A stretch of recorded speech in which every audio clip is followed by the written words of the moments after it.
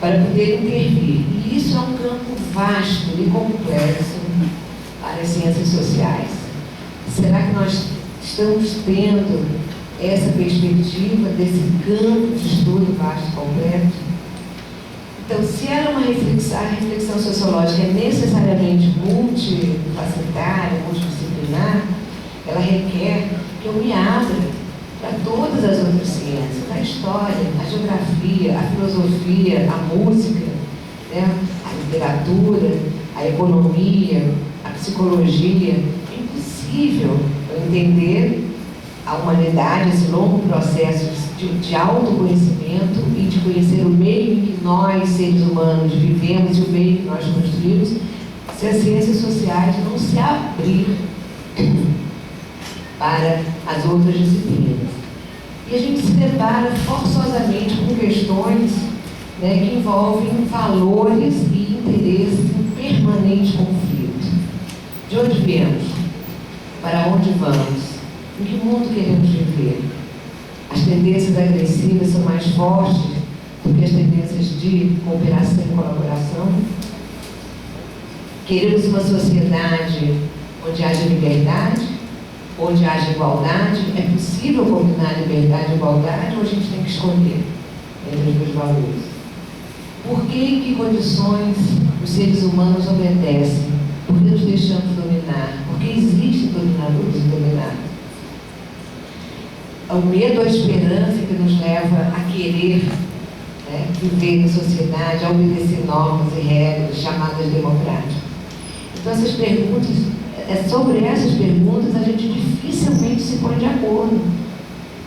E é nesse momento, né, são esses momentos, os momentos mais fecundos para a reflexão sociológica, porque eles correspondem a crises do pensamento, né, a crise dos modos de vida.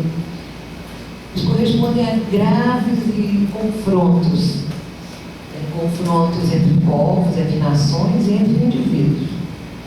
E eles correspondem a mudanças intensas. Então, esses momentos, né, são momentos privilegiados da reflexão sociológica. Todos os grandes pensadores, né, eles foram pessoas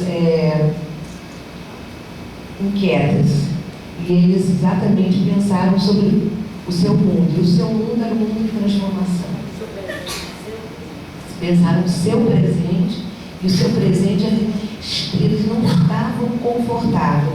E eu digo, eu não estou satisfeita com o contexto global, e muito menos com o contexto brasileiro.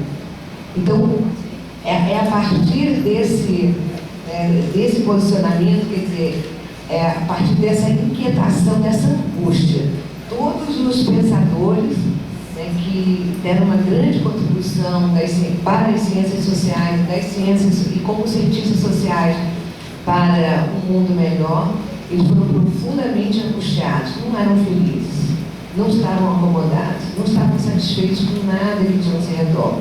E o presente deles, ao olhar o mundo deles, eles queriam encontrar alguma forma de interpretar. Se hoje, o atual contexto global e brasileiro é um desses momentos de profunda inquietação, de transformações radicais, de crise profunda, de graves confrontos, né, de guerras, de tsunamis, genocídios, epidemias, opressões culturais, ele é também um momento de resistência, de esperança, de mobilizações, onde o sentimento de indignação ressurge, onde as utopias florescem. Então nós vivemos um momento de tensões, né? De um lado a gente vê o avanço, a ofensiva do capitalismo em todas as frentes. Por exemplo, a questão da saúde, né? Estou olhando aqui que Tadeu, eu gosto também, né? As epidemias, o que significa isso? Por que a gente vive num mundo ainda onde, com tanto saber, com tanto conhecimento da medicina, as grandes doenças tropicais, as grandes doenças de pobre, dos povos mais pobres, ainda não foram erradicadas. A tuberculose volta, as doenças que matam, né, e não se busca cura, no entanto, há uma medicina que já é voltada para a própria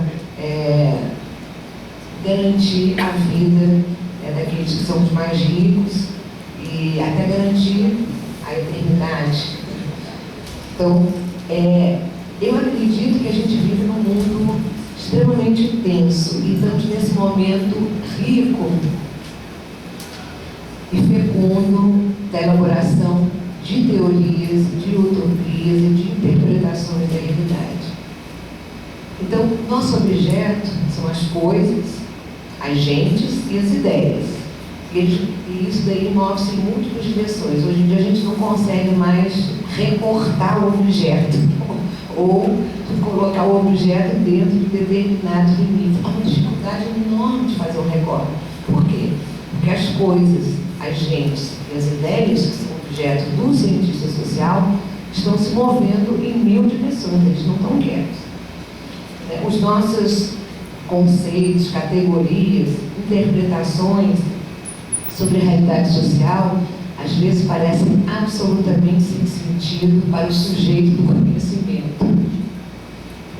Então não é só o objeto que se move, mas é o sujeito do conhecimento que de repente acha que seus valores, conceitos, interpretações não fazem o menor sentido. E isso nos dá uma angústia, ainda bem, porque a angústia é boa.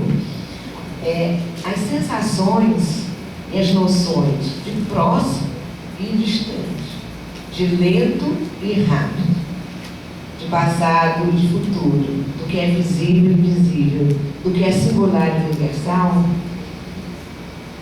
alteram-se a cada instante. Não há mais uma clareza dessas noções. E isso coloca desafios teóricos, metodológicos e epistemológicos. Talvez, Alba, a gente precisasse de um novo manifesto, que de fato, se tudo que a história se desmancha no ar era uma assertiva de Marx válida há 160 anos atrás, ela também é válida hoje. Talvez seja a hora de pensar um novo manifesto, algo que balance a humanidade. Pois é. Bom, porém, essa reflexão sociológica que eu mencionei, e que ela é fundamental e que ao momento foi bom de fazer, ela não é bem-vinda. Não interessa a governos, aos burocratas, não interessa a cultura dominante, ao corporativismo da nossa academia, essa reflexão crítica. Infelizmente, ela não é bem-vinda. Quando a gente pensa sobre nós mesmos, isso atrapalha, isso ofende. Nem no Brasil e muito menos na comunidade acadêmica internacional. Lá também a reflexão crítica não é bem-vinda. Como foram chamados de rebeldes, foram chamados de os pensadores que deixaram algum legado, os cientistas sociais que deixaram grandes legados, eles foram chamados de rebeldes, eles foram afastados, seus livros até foram queimados algumas vezes, eles foram indexados, proibidos. Então, também hoje, aqueles que se atreverem a fazer uma reflexão sociológica mais crítica, vão encontrar dificuldade na sua carreira. A gente tem que saber se a gente está disposto. Se a gente está disposto, porque a carreira dentro da academia, a carreira dentro da burocracia intelectual, dentro do CNPq, CAPES, etc. e tal, exige um comportamento conforme as normas. O Banco Mundial, por exemplo, desde os anos 90, ele determina o que é avaliação por pares, determina como é que se faz a classificação qualitativa de revistas e livros, ele determina tudo isso segundo os interesses dominantes. E ele quer padronizar. O que acontecer no Japão, vai acontecer nos Estados Unidos, vai acontecer no Brasil, vai acontecer em Angola. Tem que haver uma padronização que facilita a dominação quando você tem uma padronização. Então nós temos que saber que os desafios que a Alba colocou, os dilemas que nós enfrentamos e para mim o maior deles, para mim pessoalmente, é como democratizar a produção de um saber transformador. Esse é o dilema que as ciências sociais me colocam como ser humano. Qual é a contribuição que posso dar para democratizar a produção de um saber transformador? Há uma luta enorme, estrutural, mas há também aquela que eu posso fazer. O que eu posso fazer na minha sala de aula? O que eu posso fazer com o orientando? O que eu orientando, o que eu e a minha turma podemos contribuir? Claro que a luta é global, mas também eu tenho que fazer, eu tenho que praticar, tenho que ter um exercício disso no meu cotidiano. Né? Ou seja, eu não posso atribuir a responsabilidade. Não, o mundo está horroroso, tem que mudar, e fico tão sufocada e vejo a coisa tão... e que eu não faço nada, né, no meu campo, no meu espaço concreto de existência. Eu acho que sim. Agora, saibamos que essa reflexão sociológica, essa crítica não é bem-vinda e que nossas carreiras estarão afetadas por isso. Com certeza. E como estarão. Não conseguiremos projetos, não conseguiremos uma série de benesses que a academia oferece. Belas salas de aula, ou belos escritórios, ou acesso às bolsas e idas a congresso. Muito poucas são as iniciativas no sentido dessa autorreflexão. Uma delas que me chamou a atenção foi feita há 6 anos atrás, né, por uma comissão coordenada pelo sociólogo Emanuel Wallerstein, que é um dos teóricos importantes e iniciou seus estudos na África, se dedicando a pesquisar a África, e ele, com os colegas latino-americanos brasileiros da teoria da dependência, Grimaldo Marini, Teotônio dos Santos, Gunther Frank, enfim, outros, enquanto a gente aplicava a teoria da dependência e éramos extremamente produtivos, né? Saiu daqui, da América Latina, do Brasil, ideias que foram acatadas em todos os centros. Ele lá, o Emanuel Wallerstein, aplicava também a teoria da dependência nos estudos da África. E ele, Giovanni Arrighi e outros criaram a teoria do sistema mundo. E o Emanuel Wallerstein coordenou com 8 pessoas, né, depois vocês podem ver o nome aqui, 3 anos de estudo sobre o que eles fizeram um balanço do contexto das ciências sociais no mundo. E a partir daí eles traçam uma série de sugestões, fazem reflexões críticas. Essa é uma das poucas, né, reflexões críticas que eu conheço que nos ajudam a pensar a estrutura do curso de ciências sociais. Porque a reflexão sociológica, ela também não pode estar totalmente desvinculada da nossa atividade em sala de aula. Né? Quer dizer, nós somos pesquisadores, mas somos, acima de tudo, professores. Então, a gente tem que pensar também na formação, na estrutura disciplinar, como é que a gente organiza o curso de ciências sociais para que ele possa, de certa maneira, trazer essas discussões, debates, para isso se reflita na estrutura curricular. Eu vou passar para vocês darem uma olhada enquanto eu vou falando. Vale a pena, não sei se vocês já conheciam esse livro, mas é muito interessante. Bom,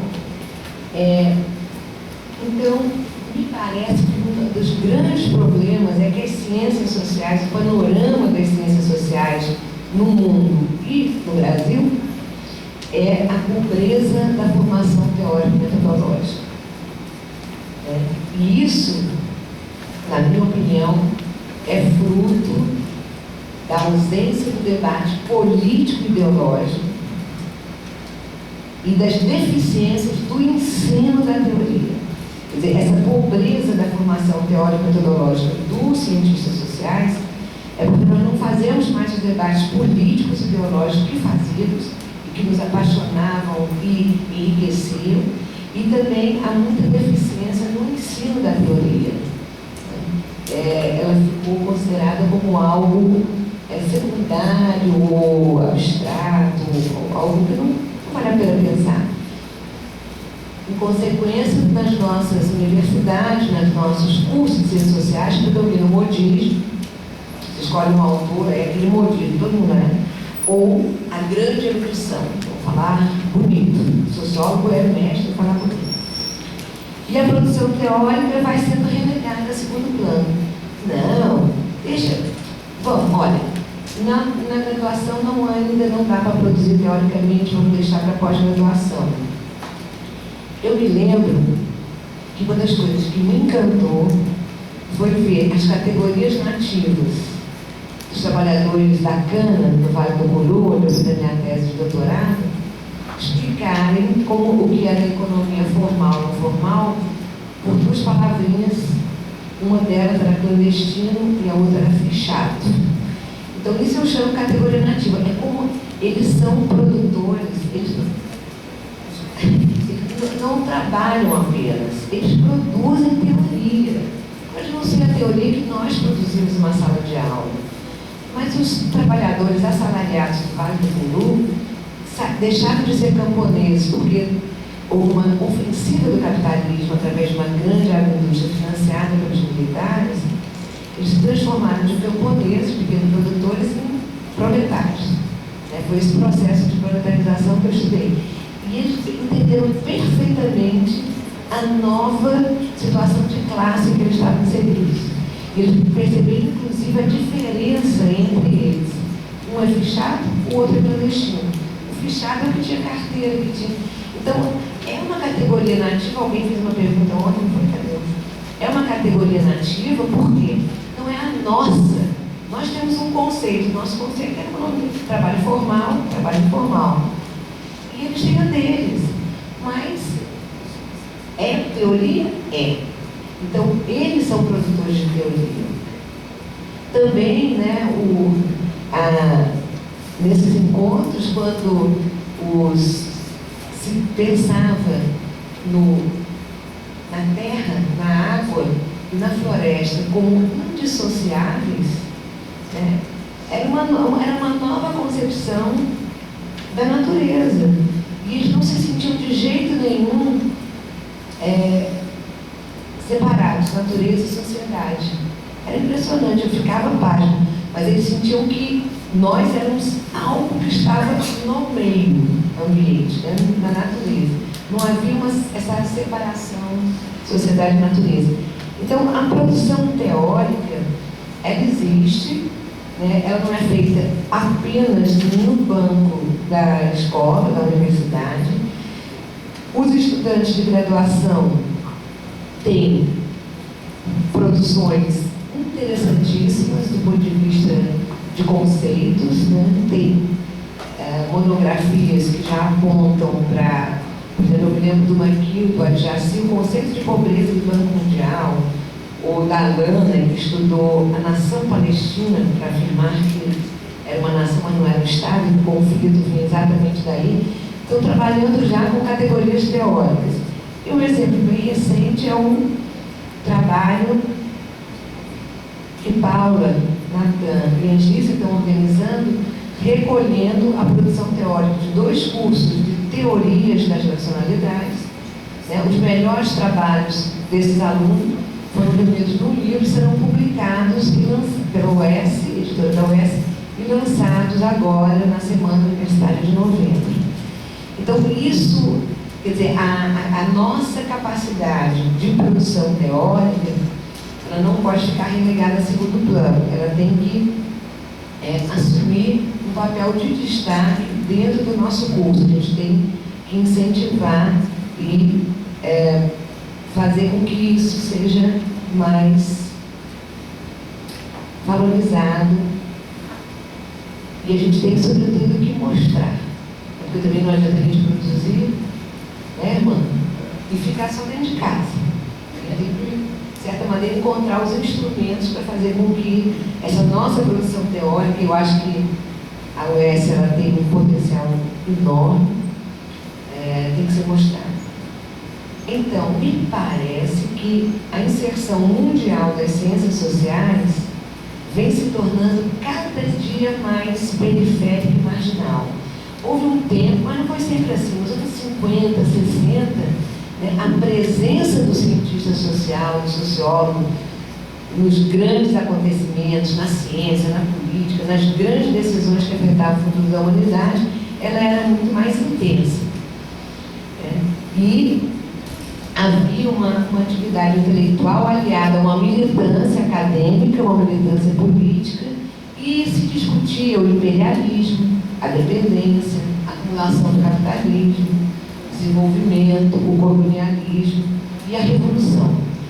Se chegava a falar em elaborar uma teoria da revolução, não só uma teoria do Estado capitalista, mas uma teoria da revolução.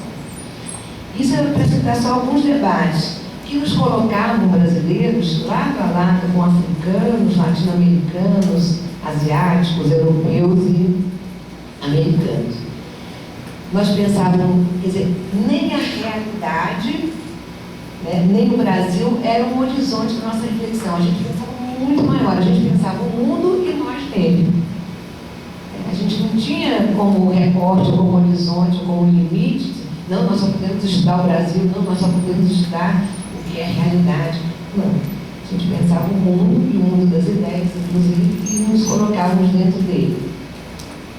E assim, por exemplo, uma figura como a Lucas Cabral, da luta de libertação de Angola, era tão familiar como do Márcio Moreira Alves, que enfrentou a ditadura militar e disse: não vai ninguém para a parada do 7 de setembro, e moça, não namore soldados. Por isso o Congresso foi fechado e veio o AI-5. Então, era essa, a política externa, a política doméstica, era o farinha do mesmo saco. A gente tratava as questões, né, locais e internacionais, e foram grandes as contribuições nesse momento dos cientistas sociais, inclusive brasileiros, para elaborar teorias de interpretação do mundo, como a teoria da dependência, a teoria do sistema mundo, que revigoraram os estudos marxistas da economia mundial naquele momento. Então a gente teve, eu já citei assim, alguns autores, Boaventura dos Santos, que é a Alba falou também, José Luiz Fiore, enfim, havia um cientista social nos anos 60, 70, ele era de fato um arauto, não é? Ele era uma pessoa que estava profundamente envolvida nos movimentos sociais. E é curioso verificar como E é curioso verificar como o contexto global e local, eles não se despregam. E não é de hoje, é de muito tempo. Por exemplo, em 1848, nós tivemos uma série de revoluções na Europa. Tivemos a Revolução Praieira em Pernambuco. Uma revolução que, inclusive, colocava a reforma agrária como bandeira de luta e tinha características que apontavam para o socialismo. Em 1917, a gente teve a Revolução Russa na França, na Rússia, a Revolução Russa, e tivemos o Ano Vermelho, Rio de Janeiro e São Paulo, manifestações operárias, sindicatos, greves. Em 1968, tivemos revolta estudantil no mundo inteiro. E em 2011, tivemos as revoltas árabes e tivemos, ao mesmo tempo, no mundo inteiro os indignados, ocupem Wall Street. Então, as ciências sociais, penso eu, ela não tem prestado atenção suficiente a esses acontecimentos. Com a sintonia das lutas sociais, em termos de contexto histórico, e em termos de espaço geográfico. Essa sintonia das lutas sociais está apontando alguma coisa desde 1848, não sei o quê, porque eu também não tenho prestado atenção. Eu também sou cientista social, também tenho minhas falhas. O que está acontecendo? Essa sintonia de lutas sociais no tempo e no espaço. Vamos prestar um pouco atenção a isso. Tudo bem, nós temos dificuldade de lidar com guerra, conflito, tensão. A gente prefere muito mais lidar com processos associativos, processos harmônicos. Mas a gente tem que mudar. A noção de tempo e de espaço, elas são socialmente construídas, são matéria nossa. Tudo bem que o historiador se dedica de obra, mas espaço e tempo são coisas construídas socialmente, né? Então, elas têm que nos ajudar, a gente tem que incorporar, elas devem estar no centro das nossas análises. Assim como também a ideia de nação, que é essa comunidade imaginada, como diz o Benedict Anderson, e que na modernidade organiza a vida dos povos e ela dá legitimidade aos estados. Concluindo, a universidade me parece ser o lugar por excelência da criação e disseminação do saber. Claro que ele não é exclusivo. A produção e disseminação do saber se dá nos movimentos populares, se dá dentro de N formas de luta, nos partidos políticos, nos sindicatos. Sobretudo nos partidos políticos, deveria, né, ser um local de produção e difusão do saber. Mas a universidade é aquela que tem um papel na sociedade de fazer, de criar, disseminar o saber. Então nós não podemos ficar apenas observando o mundo mudando em transformação, o nosso tempo, o presente, né? Nós temos que cuidar para não abandonar as nossas utopias. O fato de a gente estar envolvido com problemas graves, né, e desesperanças e desencantamento, não pode fazer o cientista social abandonar as utopias, porque elas são parte do nosso papel intelectual. E é uma preocupação das mais sérias da nossa disciplina, é saber o que move os homens. E o que move os seres humanos são as ideias. Afinal, o que é viver em sociedade? Por que a gente aceita determinadas normas de convivência em sociedade? Porque se as nossas tendências são mais agressivas, né, e é na sociedade que a gente se torna, assume formas de cooperação, porque é que nós não podemos abandonar essas utopias, porque elas nos ajudam a entender, né, como as ideias movem os seres humanos e movem o mundo. Então é preciso um esforço hoje para introduzir novas premissas no quadro teórico das ciências sociais. Né? Não pode mais pensar com os mesmos conceitos e categorias anteriores. Mas também, ao mesmo tempo, isso não significa que a gente vai abandonar um sistema coerente, né, de ideias para que as questões da atualidade política, tanto global como brasileira, se imponham à nossa atividade de cientista social. Afinal de contas, as tensões entre o universal e o particular sempre foram um tema de debate apaixonado, porque eles trazem implicações políticas imediatas para nossas vidas e nossas sociedades. Obrigada.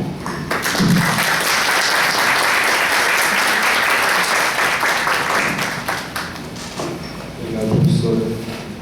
Agora a gente vai abrir para as perguntas, mas antes disso, peço que dar um aviso. Ou não. Até que alguém pede aqui, quero só lembrar a todos vocês que hoje nós também vamos ter uma mesa redonda no período da tarde, a partir das 2h30 da tarde, se chama Mercado de Trabalho e a Profissão de Cientista Social. Com o sociólogo Sérgio Leite Batista de Souza, a socióloga Daniela Guilherme, o sociólogo Marcelo Franco e a Raquel Honório.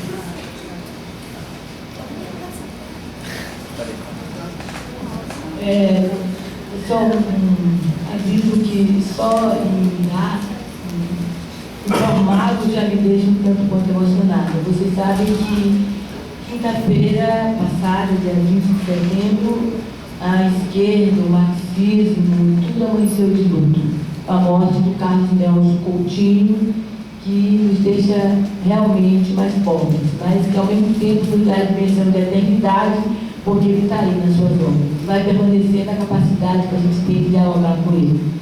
E nós estamos organizando, a RUPAL, e sobretudo o curso de História, estamos organizando uma homenagem a Carlos Nelson, que vai acontecer, talvez no seminário, vai acontecer sexta-feira à tarde, agora, às 2h30, no auditório do curso de História. Porque nós vamos ter uma mesa, vai ter uma brochura, vamos apresentar, lançar uma brochura com alguns artigos, depoimentos, enfim. é uma maneira da gente fazer o presente e tendo eternamente presente em nós.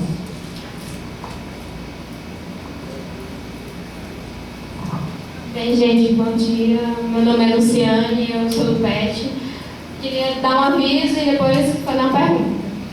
Primeiro, o aviso é sobre o cenário de antropologia na graduação, que é uma atividade que a gente já está fazendo desde o semestre passado, e esse semestre também está acontecendo 2 cenários. O próximo vai ser dia 2 de outubro, às 2 horas, na sala 32, vai ser sobre antropologia e Estado, com a ajuda do professor Max, né, nosso professor de antropologia. Só isso o aviso. Agora a pergunta é o seguinte: as 2 professoras falaram sobre essa questão da mobilização na internet, né, no cyberespaço e tudo isso. A minha pergunta é mais ou menos nesse sentido. Tipo, até quando essa mobilização é mobilização mesmo e passa a ser um modismo? Tipo, tem gente que adere, eu vou compartilhar esse movimento dos indignados porque tá ganhando moda. Tipo, fulaninho compartilhou, vou compartilhar também porque todo mundo está compartilhando. O sentido disso, o significado disso, até quando passa a ser uma contra-hegemonia, como a professora colocou no slide, e quando passa a ser uma mera reprodução de uma moda, né, do modismo. Mais ou menos isso.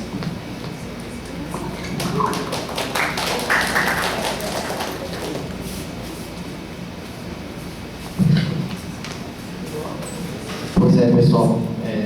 Meu nome é Rodrigo, eu sou daqui das Ciências Sociais também. Eu queria fazer uma pergunta para a professora Alba.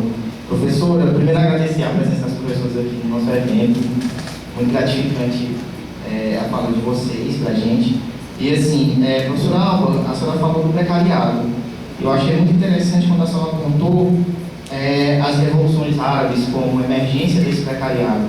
Então, como é que nós podemos pensar hoje o que move esse precariado, quando nós vemos, como exemplo, as revoluções árabes, como movimentos ligados intimamente com a lógica de disputas religiosas, de legitimação religiosa? Eu queria que a professora fizesse uma fala sobre essa questão.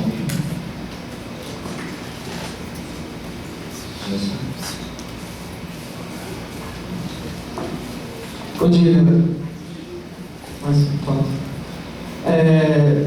mas fazer alguns comentários sobre as falas das professoras foram boas e tal, já que o assunto é sério, né?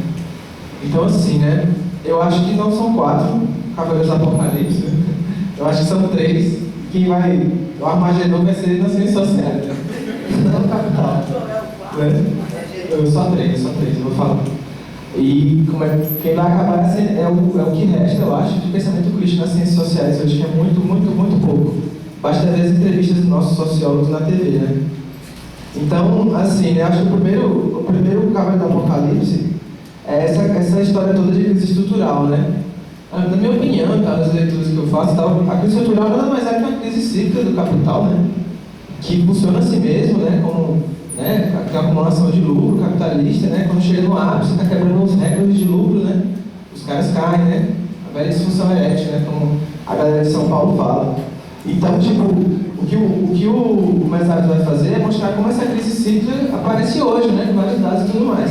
Talvez os mesarianos transformaram isso numa profecia de fim do mundo, né?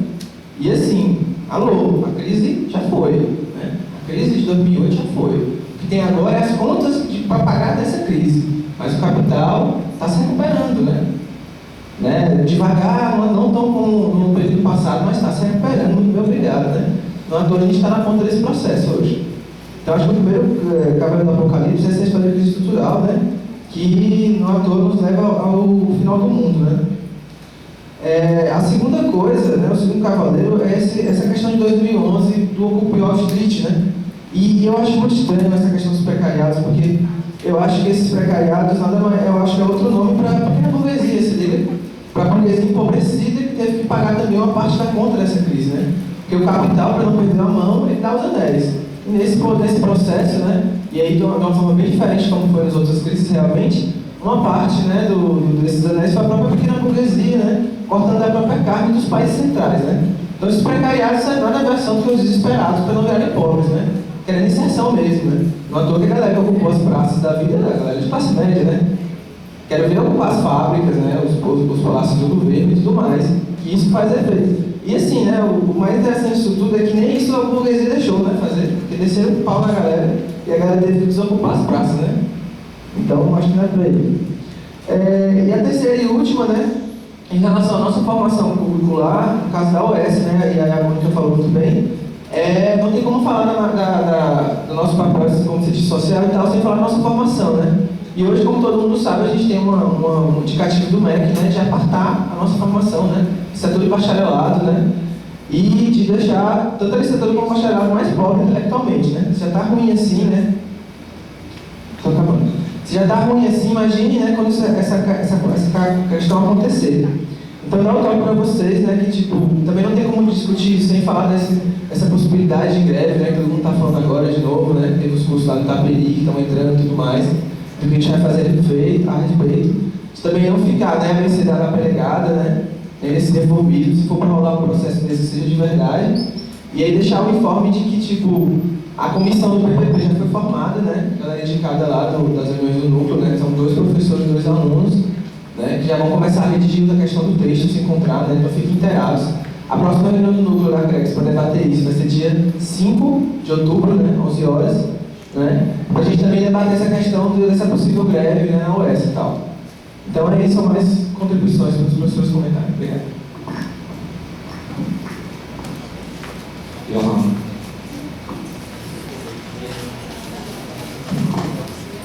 Gente, rapidinho. Assim, parabenizar, é um dos debates mais instigantes que eu vi nos últimos anos nas ciências sociais. Assim. Eu acho que tem uma questão fundamental que acho que as professoras trazem, que é essa questão, as ciências sociais e a crise. Assim. Eu estava conversando com algumas pessoas, acho que as angústias de acontecer seminário, né, todo mundo aqui como comissão organizadora, as ciências sociais, ela nasce para tentar dar uma resposta a uma crise social, né? Nesse sentido eu brinco com algumas pessoas, né? Reivindico as bases fundantes das ciências sociais para tentar dar uma explicação social. Assim, concordo com o que foi dito aqui pelo Jéssica e pela professora, de que os cientistas sociais hoje são pouco chamados para dar resposta social. A gente hoje tenta, né, revitalizar questões que os movimentos sociais estão apontando para outra coisa, e a gente tem que dar resposta a partir disso. Por exemplo, a gente vai tentar revitalizar a democracia representativa, há uma falência disso. Os movimentos apontam para a democracia real. O que é que a gente, por exemplo, hoje, aí, dialogando com a professora Mônica, que é estudação e tal, a gente viu literalmente, aí o Paulo também coloca isso, uma sociedade hipotecada, né? Alguns vídeos da Grécia, né, colocava, tem um vídeo muito marcante, que é um cidadão grego chorando porque eles que venderam o país dele, né? Hoje o capital vende países inteiros. Ele falou, olha, hoje a Grécia pode ser de qualquer instituição menos do povo grego, pode ser do FMI, do Banco Central Europeu, uma série de coisas. Nesse sentido, ele dialogando o tom da pergunta, né? A gente viu, antes de ontem, uma massiva reivindicação em Portugal. Ontem, na Espanha, há uma explosão de novos movimentos sociais, que a gente tem que dar conta disso. E aí, o Immanuel Wallenstein, que o professor colocou aqui, ele traz uma ideia de sociologia pública, né? Que eu acho que é muito significativo do que é a ocupação do espaço público. Assim. Há uma perda desse espaço, né? Eu acho que os nossos movimentos sociais, quando vão ocupar as praças, reivindicam muito isso. Nos Estados Unidos, hoje, para você usar um microfone em praça, você tem que ter autorização da polícia. Há uma privatização da vida em todos os sentidos. E nesse sentido, há uma crise de um modo de civilização. Não é uma crise no sentido que é um tipo de relação social que se propõe a superar. Nesse sentido, a gente não pode morrer nas utopias. Concordo muito. E aí, dialogar isso com o papel da universidade nisso, né? O que a universidade vem produzindo, vem instigando, vem angustiando os estudantes para a produção do conhecimento. Porque eu tenho muito acordo, e aí que a professora Mônica colocou, a nossa falta de produção de conhecimento novo, a nossa falta de se debruçar sobre a própria teoria. A gente consegue fazer isso. A gente tenta encaixar uma realidade social em determinadas categorias paradas no tempo, e que a gente não é incentivado ao estudante, né, sobretudo da graduação, a repensar esse conhecimento. Há uma angústia que tinha na cadeira de sociologia, mas é nesse sentido, assim, o papel da universidade hoje para dar essa resposta e vincular o isolamento da teoria social crítica, né? Hoje há um ressurgimento e tal, o que vocês veem a curto e médio prazo para sanar isso. Só para dar um dado final, né? Na Federal de Sergipe tiraram o Marx do currículo dos clássicos, né? O único sociólogo que conseguiu explicar qual a crise econômica. Então, assim, para como vocês veem isso?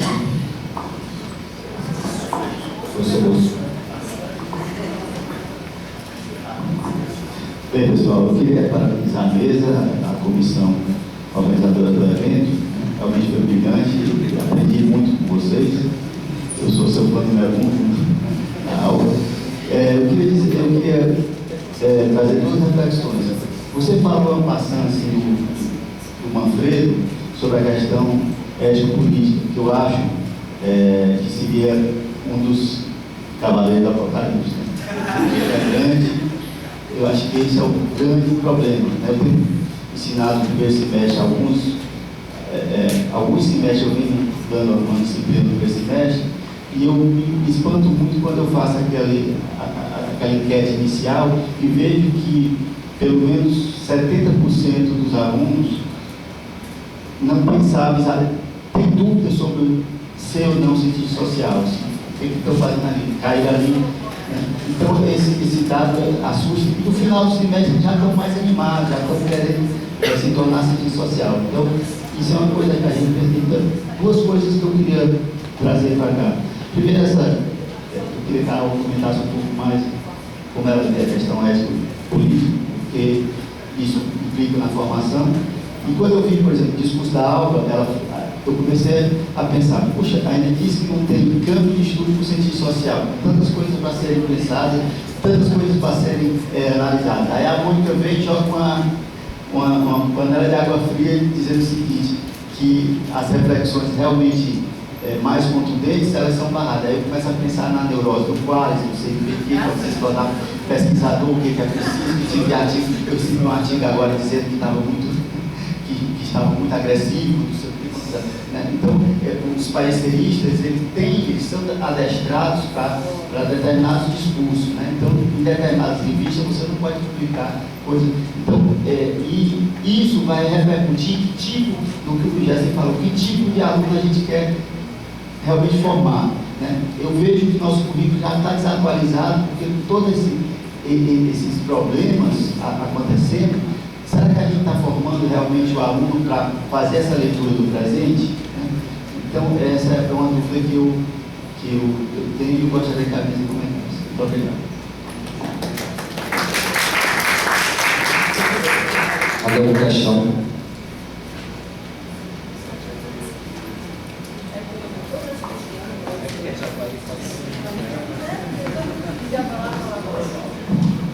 A professora Mônica falou que o básico nos move são as angústias, né? Eu queria compartilhar duas angústias minhas. Uma é antiga e uma bem recente. Uma é antiga, que diz respeito, porque eu sou formado em física, né? Lá nas ciências exatas. Eu acho que aqui o grande problema que eu vejo, né?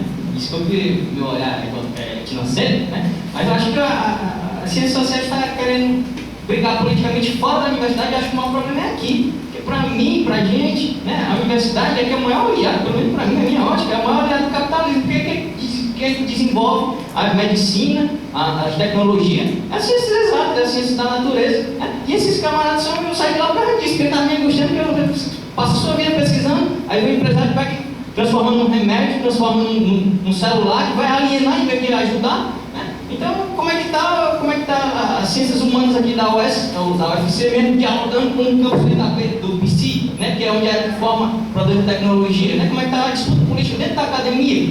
Que eu acho que a gente tem que compartilhar, né, um conhecimento que ajude, mas não é fora lá, não é que precisa mais é que está dentro, o pessoal das exatas, né, outra angústia que é recente, que esses dias que me fez ficar meio assim, né, é um problema, porque a gente tem tantos problemas globais, a gente fica pensando, e os problemas aqui pertinho de nós, a gente parece que fecha os olhos e ignora e queria saber, por exemplo, o hemócio aqui, né? Todo mundo aqui está sujeito a sair no meio da rua, ser atropelado, vai morrer porque não tem uma bolsa de sangue, porque o hemócio está sem bolsa. Esse problema aqui não é uma questão social relevante?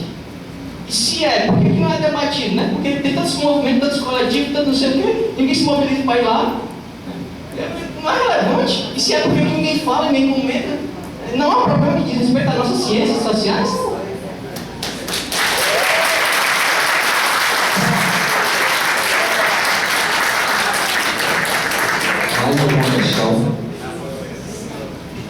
Fale agora, Clarissa, para sempre.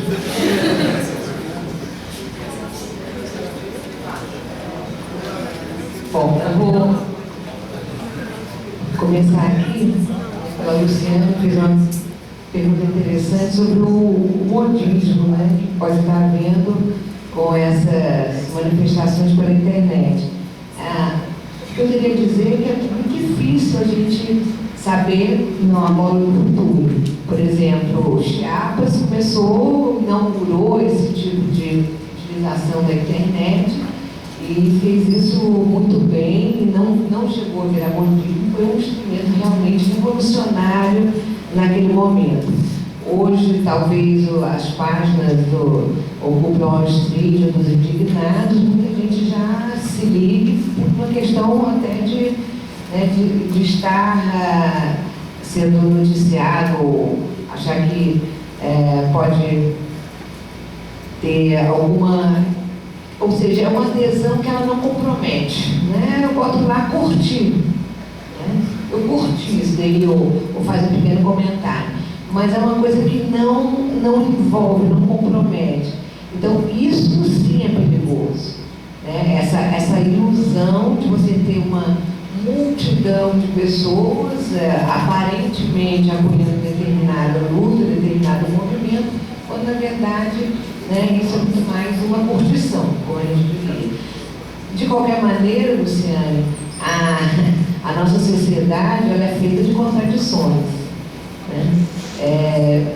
Então, não há bola de cristal dizendo o que vai dar nisso, o que isso vai dar. O que nós temos que ter cuidado é de não interpretar esses números, né, ou essas adesões, etc., e tal, como um sinal de que o movimento é forte, de que é expressivo. Na verdade, né, é um movimento que tem um sentido, né, de ligar, né, de relacionar pessoas que estão em diferentes espaços geográficos e, por exemplo, quando os trabalhadores, os enfermeiros e professores do estado de Wisconsin faziam greve contra o governador que queria tirar os direitos mínimos que já tem assegurados, que eram bombeiros, policiais, professores e enfermeiros. O setor público nos Estados Unidos já é muito reduzido. Eles faziam greve no Wisconsin antes da Primavera Árabe. O movimento sindical lá começou antes. Aí eles votavam aqui, quando começou a Primavera Árabe, eles votaram: nós somos Egito, nós somos Egito. Então, era uma forma, quer dizer, isso é interessante, essa conexão que se estabelece, mas a gente tem que ter realmente muito cuidado, lembrando que o sistema é cheio de contradições. Por isso que o Jesse nos traz também de indagação, essa nova leitura que ele faz, bem interessante, dos 3 cavaleiros do Apocalipse, né? Mostrando que nós não estamos vivendo nada de novo, a gente não tem que ter esse tipo de interpretação da novidade, nem das lutas sociais, das resistências, nem da novidade, né, das crises do capitalismo. Então, como entender? É muito difícil, se nós, cientistas sociais, abandonamos o conceito de classe, é muito difícil compreender, né, as contradições do mundo moderno, porque eu não sei, a Olga falou no precariado, isso é uma classe, o que é classe? O que constitui uma classe? Não é? Como é que, então, eu, por exemplo, aqui, quando eu cheguei aqui 8 anos atrás, eu tinha uma cadeira, uma disciplina, estrutura e classes sociais. Não existe mais, saiu do currículo, caiu. Como é que nós podemos interpretar o mundo moderno, que é o mundo capitalista, né, se nós não estudamos mais o conceito básico, que é o conceito de classe social? Nós não entendemos mais, eu não sei quais são as classes sociais no Brasil de hoje, no mundo hoje, o que mudou, o que não mudou. Né? Não há mais esse tipo de estudo que se fazia anteriormente. Então, entender as contradições é, sobretudo, perceber a formação das classes. Né? e seus interesses e suas dúvidas.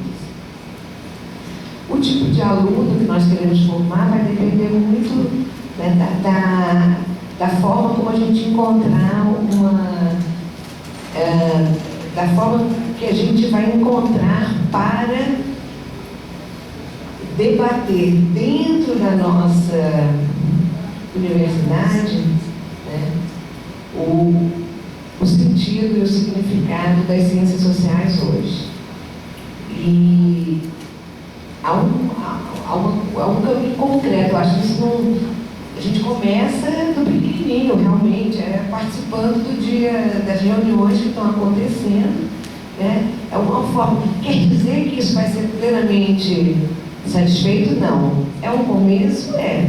Quer dizer, em vez da reformulação da estrutura ser apenas, né, da reitoria, ou ser apenas do MEC, ou ser apenas da CAPES, ou sei lá, dos professores, se isso vem sendo feito através de debates, né, e se esses debates podem mudar alguma coisa, ótimo, mas nada é eterno. Quer dizer, eu não tenderia a ver, né, que essa nova estrutura curricular que vai sair vai durar tanto. A gente poderia trabalhar com pequenos horizontes, por exemplo. Vamos manter permanente essa discussão, criamos uma estrutura que precisamos, vamos ver como ela funciona, vamos manter um sistema de avaliação, alunos e professores permanentes. Isso a gente devia fazer na sala de aula também. Quer dizer, até que ponto que eu estou, né, o conteúdo da disciplina que eu dou, a minha ementa, ela atende ou não atende os interesses dos alunos? Por que a gente não pode, a cada metade do semestre, fazer uma avaliação com os alunos e corrigir as emendas? Por que a emenda tem que ser sempre a mesma, há 4, 5, 6 anos? Quando o mundo está mudando, quando o nosso saber, a nossa produção de conhecimento. Então, acho que uma das coisas que a gente teria que se adequar é agir, porque também só ficar no blá, blá, blá, blá, blá, blá, não dá. A gente tem que agir, tem que ser concreto, tem que ir para a reunião, tem que fazer reunião com uma nova estrutura, tem que botar em prática, tem que ver se funciona, tem que avaliar, tem que mudar se não funcionar. Então, acho que a gente tem que agir. Agora, agir